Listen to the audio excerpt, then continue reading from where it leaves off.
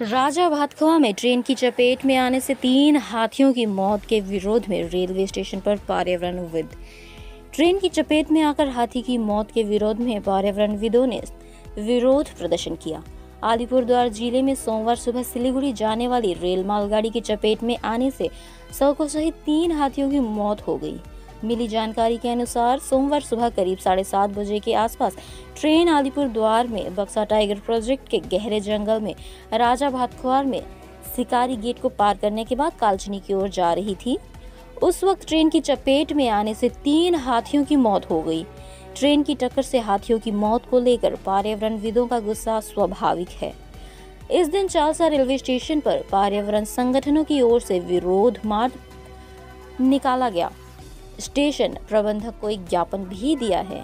पर्यावरणविदों की शिकायत है कि बार बार ट्रेन की टक्कर से हाथी और अन्य जंगली जानवर मर रहे हैं, लेकिन ट्रेन धीमी नहीं हो रही है। हादसे के बाद रेलवे और वन विभाग के बीच सिर्फ बैठकें ही हो रही हैं, कुछ भी काम नहीं कर रहा है।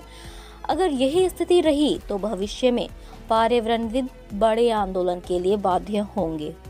घटना के विरोध में स्वयंसेवी संस्था स्नेह फाउंडेशन की ओर से चालसा स्टेशन मास्टर के माध्यम से अलीपुरद्वार के मंडल रेल अधिकारी को लिखित शिकायत भेजी गई।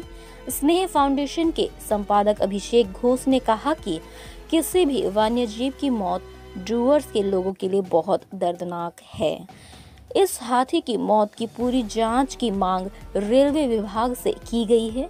देखिए पूरा रिपोर्ट। आज के আমরা চালসা স্টেশন মাস্টারের মাধ্যমে আমরা একটা ডেপুটেশন পাঠালাম ডিআরএম স্যার আলিপুরদুয়ারের কাছে। এটা আমাদের জলদাপাড়া ফরেস্ট লাগোয়া যে আমাদের রাজা ভাতখওয়া স্টেশনটা আছে, সেখানে 3টে হাতির খুব দুঃখজনক মৃত্যু হয়েছে। ট্রেনের চাকায় কাটা পড়ে তাদের মৃত্যু হয়েছে।